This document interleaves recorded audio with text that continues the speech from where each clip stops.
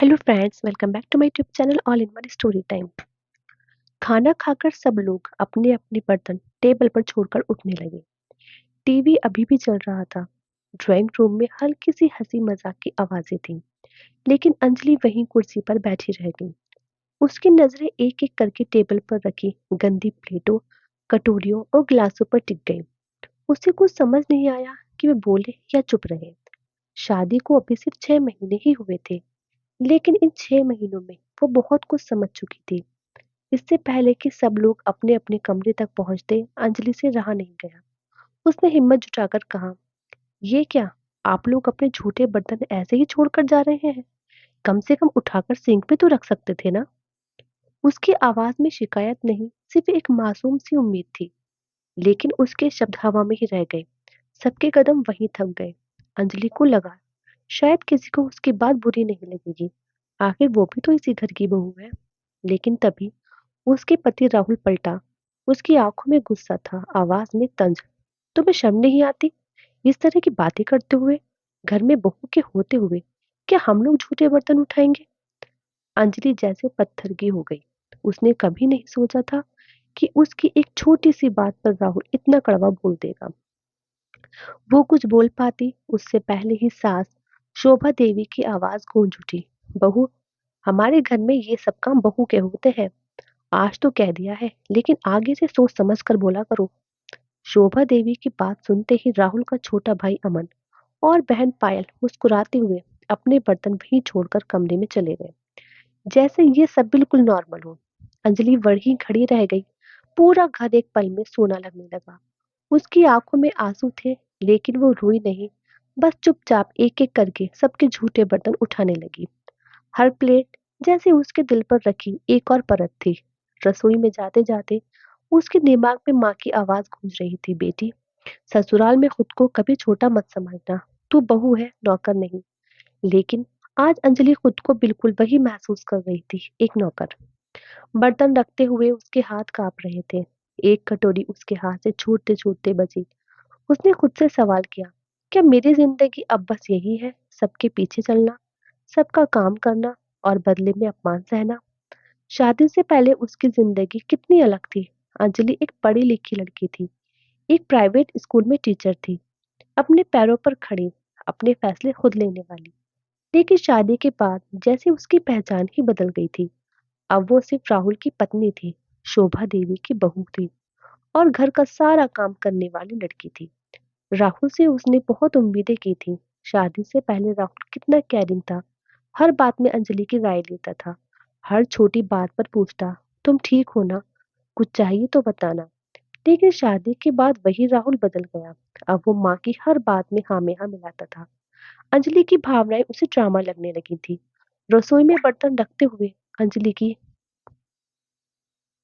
आंखों से आंसू गिर पड़े। उसने जल्दी से उन्हें पोंछ लिया, कोई ही कोई देख न ले। उसी वक्त राहुल रसोई में आ गया। इतनी आवाज क्यों कर रही हो? ठीक से काम नहीं कर सकती क्या? उसका लहजा बिल्कुल अजनबी था। अंजलि ने धीरे से कहा, मैंने कोई गलती नहीं की थी राहुल, बस इतना कहा था कि सब अपने बर्तन खुद रख लें। राहुल चिल्लाया, तुम्हें हर बात पर बहस करनी जरूरी है? माँ को बुरा लग गया, समझ में नहीं आता?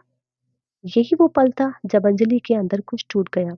वो रोई नहीं, चिल्लाई नहीं, बस बहुत बहुत थकी हुई आवाज में बोली, राहुल, क्या मैं इंसान नहीं हूँ? क्या मेरी कोई भी इज्जत नहीं? मैं काम से नहीं भागती, लेकिन इस तरह सबके सामने नीचा दिखाना क्या जरूरी है? राहुल पहली बार चुप हुआ। उसे जवाब नहीं मिला। उसी वक्त बाहर से अमन की आवाज आई, भाभी सही कह रही है भैया, कम से कम अपने बर्तन तो हम खुद रख सकते हैं। पायल भी चुपचाप खड़ी थी। उसकी नजरें नीचे झुकी थी और शोभा देवी पहली बार उन्हें भी लगा कि शायद उन्हें ज्यादा बोल दिया। लेकिन अंजलि के दिल में जो दरार पड़ चुकी थी वो इतनी आसानी से भरने वाली नहीं थी। वो उसी रात देर तक सो नहीं पाई। छत घूरते घूरते बस यही सोचती रही, अगर मैं आज चुप रही तो कल मेरी आवाज हमेशा के लिए दबा दी जाएगी। यही सोच उसके अंदर धीरे धीरे एक नई अंजलि को जन्म दे रही थी। एक ऐसी अंजलि जो अब सिर्फ सहने वाली नहीं थी। उस रात अंजलि देर तक करवटें बदलती रही। कमरे में राहुल गहरी नींद में सो रहा था, लेकिन अंजलि की आंखों में नींद नहीं, सवाल थे, अनगिनत सवाल। छत की तरफ देखते हुए उसे अपनी पूरी जिंदगी जैसे किसी फिल्म की तरह याद आने लगी।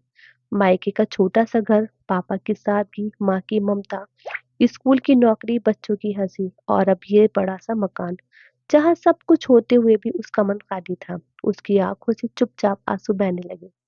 क्या मैं सच में इतनी बेकार हूँ कि मेरे हाथों से ही सब कुछ कराना जरूरी है? क्या मेरी पढ़ाई, मेरी नौकरी, मेरी पहचान सब शादी के साथ खत्म हो गई?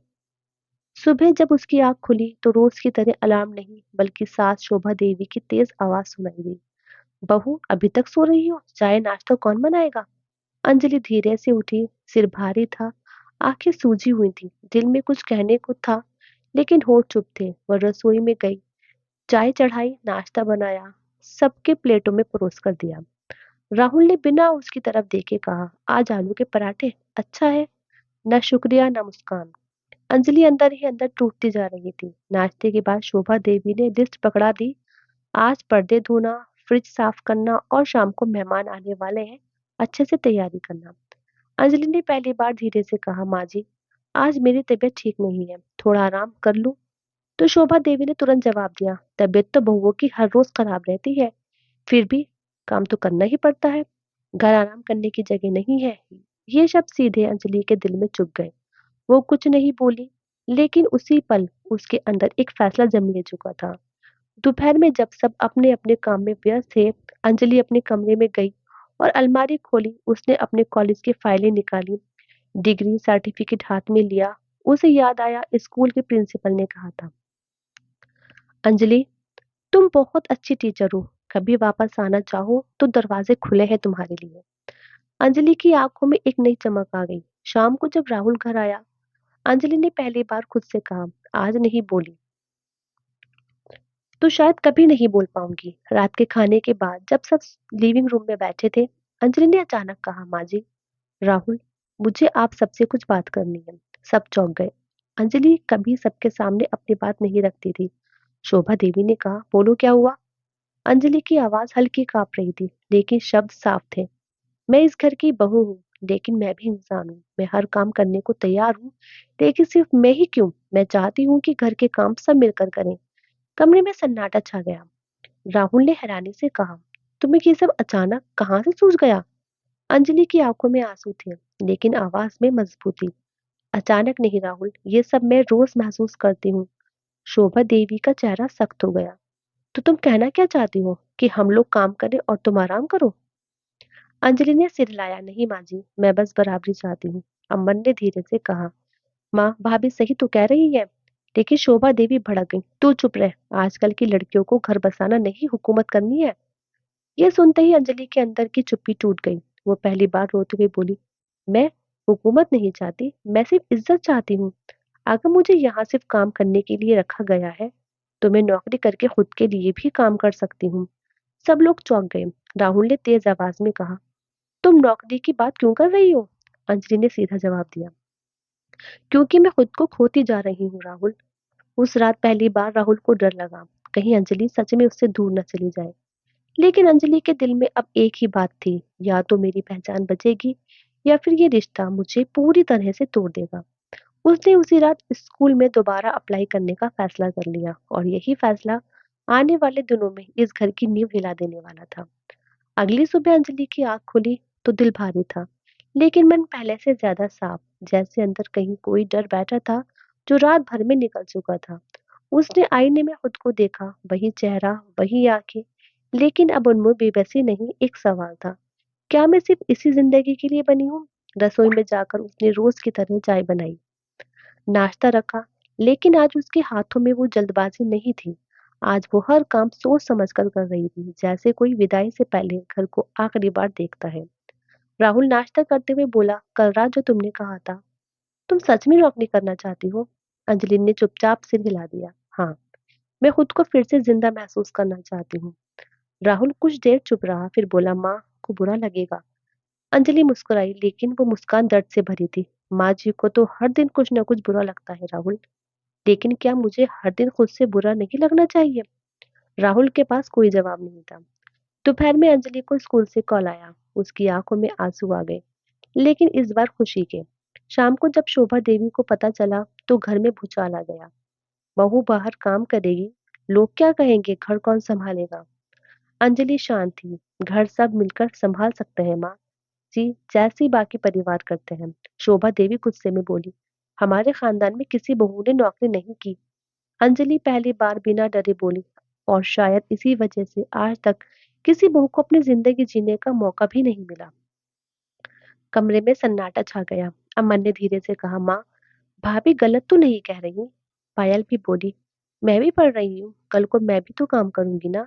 शोभा देवी के पास पहली बार कोई मजबूत तर्क नहीं था। राहुल खामोश बैठा सब सुन रहा था। उसके अंदर लड़ाई चल रही थी, माँ और पत्नी के बीच की। रात को उसने अंजलि से कहा, अगर तुम सच में जाना चाहती हो तो मैं रोकूंगा नहीं। अंजलि ने पहली बार दिल से मुस्कुराया। पहले दिन जब वो स्कूल गई, बच्चों ने उसे देखकर खुशी से तालियां बजाईं। मैम वापस आ गई। उसे उस पल एहसास हुआ कि वो सब किसी की बहू नहीं, वो खुद में भी कुछ है। और घर लौटकर उसने देखा, रसोई में अमन सब्जी काट रहा था, पायल झाड़ू लगा रही थी और राहुल चाय बना रहा था। अंजलि की आंखों में आंसू आ गए। शोभा देवी सोफे पर बैठी ये सब देख रही थी। उनके चेहरे पर नाराजगी नहीं, एक अजीब सी सोच थी। शाम को शोभा देवी खुद अंजलि के पास आई और धीरे से बोली, शायद हमने तुम्हें समझने में देर कर दी। अंजलि ने उनके पैर छुए। माँ जी, मुझे बस आपका साथ चाहिए था। उस दिन के बाद घर बदलने लगा। अब बर्तन सब उठाते थे, काम बंटने लगा, और सबसे बड़ी बात, अंजलि की आवाज अब सुनी जाने लगी। अंजलि ने सीखा कि चुप रहकर रिश्ते नहीं बचते, आवाज उठाकर खुद को बचाना पड़ता है। वो अब सिर्फ बहू नहीं थी, वो एक बेटी, एक पत्नी, एक टीचर और सबसे पहले एक इंसान थी। और यही थी उसकी सबसे बड़ी जीत।